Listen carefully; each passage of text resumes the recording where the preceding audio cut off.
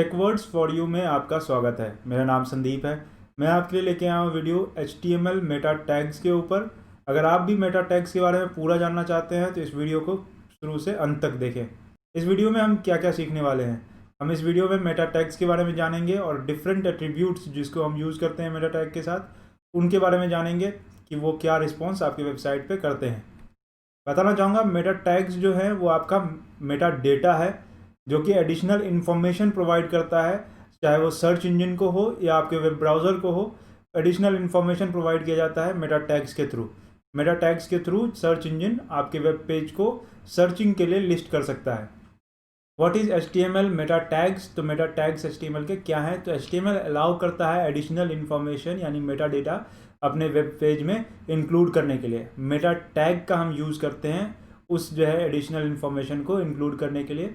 Meta tag जो होता है वो हम लिखते हैं एंगल ब्रेसेस के अंदर में META मेटा, ठीक है। तो ये टैग है, इसका कोई भी क्लोजिंग टैग नहीं होता है, यानी / मेटा कर दिया हमने एंगल ब्रेसेस में, तो ऐसा नहीं होता है। तो जो भी मेटा टैग है वो उसी के अंदर में हम एट्रीब्यूट्स का यूज़ करते हैं, आपको डिफरेंट एट्रीब्यूट्स का यूज़ करते हैं उस पर एडिशनल वेब पेज के एडिशनल इन्फॉर्मेशन देने के लिए। तो यहाँ जो है आपका मेटा टैग जो है आपके वेब पेज की फिजिकल अपीयरेंसेस को कोई भी इम्पैक्ट नहीं करता है। फिजिकल अपीयरेंस यानी कि हमने कोई इन्फॉर्मेशन दे दी, टाइटल दे दिया, टाइटल जो है आपको ऊपर में दिखता है, तो वैसा आप चाहेंगे कि मेटा में डाल दूंगा तो वहाँ पे एडिशनल इन्फॉर्मेशन वेब पेज का दिखेगा, वैसा नहीं होता है। वो इंक्लूडिंग होता है आपके वेब पेज में, बट वो दिखता नहीं है, विजिबल नहीं होता है, ठीक है। तो ये पॉइंट ऑफ व्यू के लिए नहीं है। अगर आप डालना चाहें तो डाल सकते हैं, नहीं डालना चाहें तो नहीं डाल सकते, इसके लिए कोई भी रिस्ट्रिक्शन नहीं है। आप जो है एक मेटा टैग, जरूरी नहीं है कि आप एक ही मेटा टैग डालेंगे। हेडर जो है सेक्शन में, हेड सेक्शन में आप जो है मल्टीपल मेटा टैग्स का यूज़ कर सकते हैं, यानी कि मल्टीपल इन्फॉर्मेशन प्रोवाइड कर सकते हैं। जैसे कि आप अपने पेज का कीवर्ड प्रोवाइड कर सकते हैं, ऑथर का नाम दे सकते हैं, अपने पेज का शॉर्ट डिस्क्रिप्शन दे सकते हैं, रिफ्रेश करना है तो वो दे सकते हैं। मैं आपको आगे डिस्कस करके बताऊँगा पूरी तरह से, ठीक है। तो यहाँ पे it doesn't matter if you include Meta tag और नॉट। अगर आप मेटा टैग इंक्लूड करते हैं तो भी आपके पेज पे कोई भी फिजिकल अपीयरेंस चेंज नहीं होगी, कुछ भी देखने को नहीं मिलेगा। अगर आप नहीं भी करते हैं तो भी आपको कुछ देखने को नहीं मिलेगा। तो हम यूज़ क्यों करते हैं मेटा टैग का, ये आपको आगे जानने को मिलेगा। यहाँ पे है स्पेसिफिक कीवर्ड्स, मैंने आपको बताया। तो ये कीवर्ड जो हम यूज़ करते हैं वो आपका मेटा टैग है, एडिशनल इन्फॉर्मेशन है। तो एक important keyword related to document we can use meta tags to specify important keywords. मतलब आपके जैसे टेकवर्ड फॉर यू मेरा यूट्यूब चैनल है, तो ये चैनल का कुछ कीवर्ड्स होगा कि यहाँ पे लर्न HTML इन हिंदी या लर्न एवरीथिंग इन हिंदी, इसका टैग लाइन है। ये आपका उसी तरह का कीवर्ड जो स्पेसिफाई करता है कि आपका जो है चैनल या आपका वेब पेज ये किस कैटेगरी में है, किस लिए है, ठीक है। तो कीवर्ड देते हैं हम उसके लिए। यहाँ पे उस कीवर्ड का स्पेसिफिक कीवर्ड जो हम देते हैं उसको हम मेटा टैग में एट्रीब्यूट्स की हेल्प से ऐड कर सकते हैं। These keywords are used by the search engine to index web page for searching purpose. जब आप कीवर्ड देते हैं तो आपका जो SEO होता है, सर्च इंजन ऑप्टिमाइजेशन, तो आपको उस कीवर्ड से थोड़ा हेल्प मिलता है। वहाँ पे आपका जो कीवर्ड्स आप देंगे वो कीवर्ड्स की हेल्प से सर्च इंजन जो है आपके गूगल, याहू, ये आपको लिस्ट करते हैं सर्चिंग के लिए, तो उसी कीवर्ड्स की हेल्प से करते हैं। यहाँ पे आप एग्जाम्पल चेक करेंगे तो यहाँ पे मैंने लिखा है टाइटल के अंदर में, हेड के अंदर में लिखा है टाइटल में Meta tag example for keyword दिया है।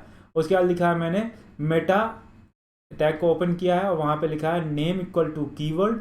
नेम हमारा एट्रीब्यूट है और कीवर्ड उसकी वैल्यू है।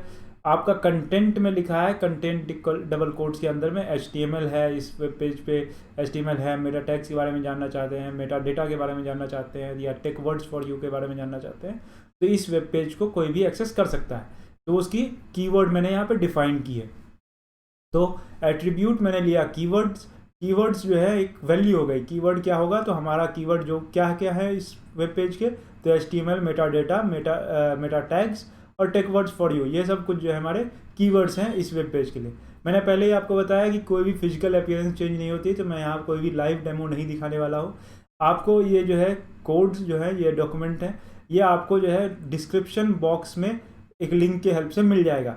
तो आप वहाँ जाके चेक कर सकते हैं और अपने जो है कंप्यूटर पे या अपने लैपटॉप पे प्रीव्यू करके चेक कर सकते हैं कि कोई डिफरेंस आता है या नहीं। कोई इशू आती है तो आप हमें इसी वीडियो में कमेंट के द्वारा पूछ सकते हैं। नेक्स्ट हमारा है डॉक्यूमेंट डिस्क्रिप्शन। अब मैंने पहले बताया था आपको शॉर्ट डिस्क्रिप्शन लिखने के लिए, तो डॉक्यूमेंट डिस्क्रिप्शन जो है उसी के थ्रू हम जो है यहाँ पे अपने वेब पेज का शॉर्ट डिस्क्रिप्शन लिखते हैं। यहाँ पे हम लिखते कैसे हैं, तो to give short description about the web page, meta tags, again meta tags are used. तो मेटा टैग्स के अंदर में हम जो है देते हैं कंटेंट और हम देते हैं नेम। तो नेम हमारा जो हो जाएगा वो होगा डिस्क्रिप्शन, और कंटेंट में this site is all about learning HTML and it's uses. ठीक है, तो HTML का यूज़ क्या है और लर्न करने के लिए शॉर्ट डिस्क्रिप्शन मैंने इस साइट के लिए लिखा है। ठीक है, तो यहाँ पे मेटा टैग एग्जाम्पल मैंने दे दिया। Again the description can be use to search used by the search engines in the to index web page for searching purpose. Searching purpose के लिए सर्च इंजिन जो है उस टैग्स को पढ़ सकता है। ठीक है, उस मेटा टैग को पढ़ सकता है, उसमें डिस्क्रिप्शन को पढ़ सकता है ताकि लिस्ट हो सके। ठीक है, यहाँ पे अगेन कोई प्रीव्यू नहीं है, वो सर्च इंजन पढ़ता है उसको, इसलिए हमें जो है विजिबल नहीं होता है। सेटिंग ऑथर नेम, अगर आप जो है इस पेज को किसने बनाया, अगर आपने बनाया है इस पेज को तो आप अपना नाम लिख सकते हैं, वहाँ पे ऑथर का नाम लिख सकते हैं। तो यहाँ पे सेट करने के लिए भी अगेन मेटा टैग का यूज़ करते हैं। यहाँ पे हम name attribute and content attribute का यूज़ करते हैं। नेम में हम लिखते हैं वैल्यू ऑथर, और ऑथर की वैल्यू जो होगी वो आपका नेम ऑफ ऑथर हमारा कंटेंट में पेस्ट होता है, लिखा होता है। तो यहाँ पे आपका सेम है, मेटा स्टार्ट किया हमने टैग को, उसके बाद एट्रीब्यूट दिया नेम, नेम के बाद हमने एट्रीब्यूट दिया कंटेंट, कंटेंट में डबल कोट्स के अंदर में संदीप सिंह लिखा है, मैंने यहाँ पे अपना नाम लिखा है तो वहाँ पे लिख दिया, और हेड सेक्शन को मैंने क्लोज कर दिया। तो ये हमारा मैंने ऑथर, उस वेबसाइट का ऑथर कौन है वो लिख दिया हमने अंदर में। ये भी विजिबल आपके यूज़र जो प्रीव्यू कर रहे हैं आपके वेबसाइट को वो नहीं दिखेंगे। तो अगेन ये भी जो है आपका कीवर्ड है, एज अ कीवर्ड ही आप समझिए। नेक्स्ट टॉपिक है हमारा document refreshing. To keep refreshing the web page automatically at a fix duration, meta tags are used, meta tags is used. तो यहाँ पे हम मेटा टैग्स का यूज़ करते हैं एट्रीब्यूट्स के साथ अपने पेज को कंटिन्यूअस एक फिक्स टाइम पे रिफ्रेश करने के लिए। यहाँ पे हम HTTP-EQUIV जो आपका एट्रीब्यूट है उसका यूज़ करते हैं, और उसके वैल्यू हम देते हैं रिफ्रेश, जो आपका ये डिफाइन करता है कि हमें ये पेज रिफ्रेश करना है। अब कितने समय के बाद रिफ्रेश करना है, तो हम कंटेंट सेक्शन में उसमें हम लिखते हैं एक फिक्स्ड नंबर जो कि सेकेंड्स में होता है। तो आपका वहाँ पे सिर्फ नंबर दिया तो सेकंड में आपका कितने सेकंड में होगा, जो भी जैसे मान के चलिए मैंने यहाँ पे एग्जांपल में देखेंगे तो आपको 2 जो है नंबर दिया है, 2 लिखा है, तो वहाँ पे 2 सेकंड में पेज जो है ऑटोमेटिकली रिफ्रेश हो जाएगी। तो हम जो है डॉक्यूमेंट रिफ्रेशिंग जो आपका होता है उसी का यूज़ करते हैं। अगर अपने पेज को ऑटोमेटिकली हर 2 सेकंड पे रिफ्रेश करना है तो आप मेटा टैग का यूज़ कर सकते हैं इन 2 एट्रीब्यूट्स के साथ। एग्जाम्पल आप चेक करेंगे तो यहाँ पे टाइटल में लिखा है meta tag example to refresh the page, तो यहाँ पे मैंने मेटा लिखा है, मेटा में लिखा है HTTP, टैग में HTTP-EQUIV, ये हमने एट्रीब्यूट लिख दिया। डबल कोट्स के अंदर में इक्वल टू डबल कोट्स के अंदर में रिफ्रेश स्पेस दिया है, और लिखा है content equal to 2 double quotes में। यहाँ पे 2 सेकंड में हमेशा जो है पेज ऑटोमेटिकली रिफ्रेश हो जाएगा, हमें यहाँ पे कुछ भी टच करने को नहीं मिलेगा। 2 सेकंड पे आप टच कर सकते हैं, मतलब उसके बाद जब रिफ्रेश होता है तो आप टच नहीं कर पाएंगे, फिर से सेम वही पेज विजिबल होगा लोड होकर के। तो मेटा टैग का हम यूज़ करते हैं डॉक्यूमेंट रिफ्रेशिंग के लिए। नेक्स्ट टॉपिक है हमारा document revision date. Document revision date का मतलब क्या हो रहा है, डॉक्यूमेंट कोई भी आपने बनाया, कोई एक वेब पेज बनाया आपने, वो वेब पेज आपने लास्ट कब अपडेट किया था वो डेट हम मेंशन करते हैं मेटा टैग्स में, ताकि आपके जो ब्राउज़र है, जो सपोर्टेड ब्राउज़र्स हैं आपके यूज़र आपके क्लाइंट साइड में, वो जब अपने पेज को रिफ्रेश करें तब उनको ये डेट मिल सके। तो मेटा टैग हम जो यहाँ पे यूज़ करेंगे एट्रीब्यूट्स के साथ, तो वो होगा मेटा टैग, और यहाँ 2 एट्रीब्यूट का यूज़ करेंगे। पहला होगा नेम, जिसमें नेम में हम लिखेंगे रिवाइज्ड, और दूसरा होगा कंटेंट, कंटेंट में हम अपना कंटेंट देंगे कि कब लास्ट रिवाइज्ड हुआ था।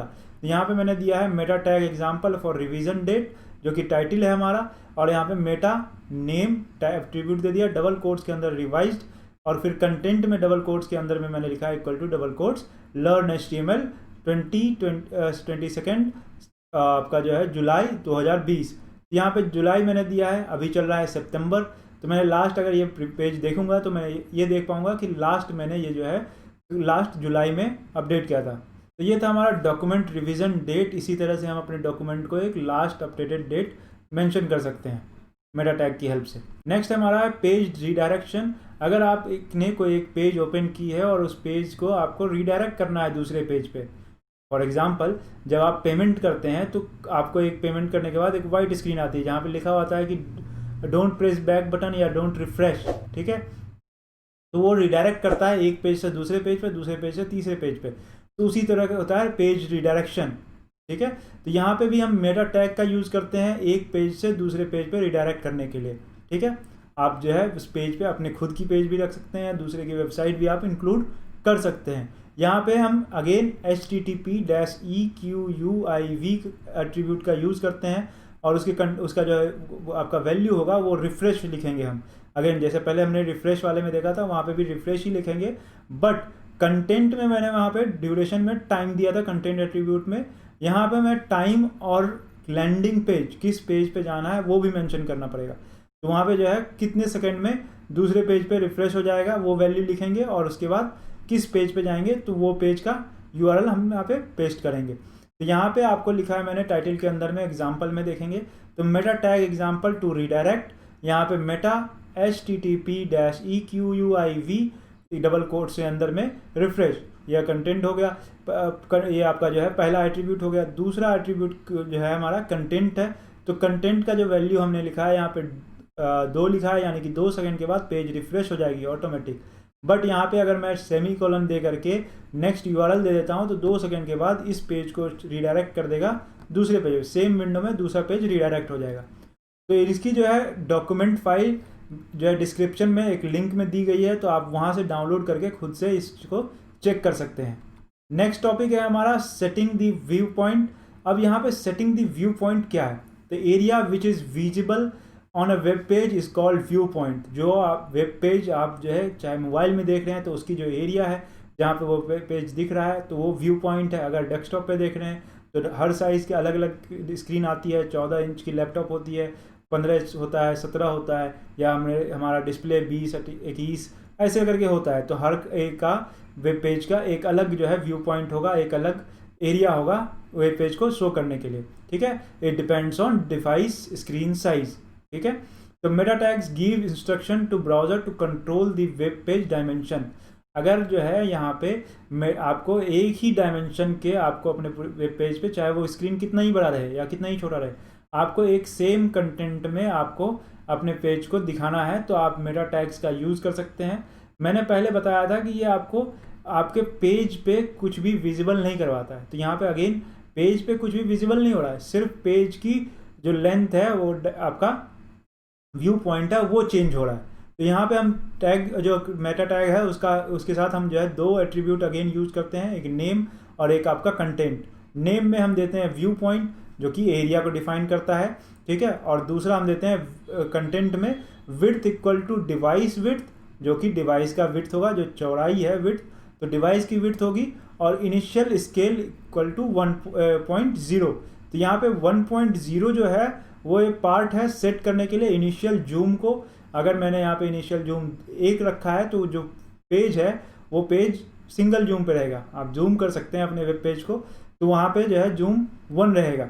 अगर वहाँ पे मैंने विड्थ डिवाइस विड्थ लिखा है, डिवाइस विड्थ, तो उसका मतलब है कि डिवाइस की जो स्क्रीन है उसकी जो साइज़ है वही विड्थ होगी आपकी वेब पेज की। अगर वो छोटी हो रही है तो वो आपका छोटा हो जाएगा, अगर वो बड़ा हो रहा है तो वो बड़ा हो जाएगा। मतलब रिस्पॉन्सिव बनाने के लिए आपके वेब पेज को हम जो है इसका यूज़ करते हैं। तो ये था हमारा मेटा टैग्स। यहाँ पे आशा करता हूँ कि आपको ये सारी टॉपिक्स समझ में आ गई हो। अगर कोई भी क्वेरी है तो आप हमें इसी वीडियो के कमेंट में पूछ सकते हैं। अगर आपको ये वीडियो पसंद आई है तो इस वीडियो को लाइक करना ना भूलें। इसी तरह की वीडियो देखने के लिए इस चैनल को सब्सक्राइब कर लें। इस वीडियो को देखने के लिए धन्यवाद। फिर मिलेंगे नेक्स्ट वीडियो में।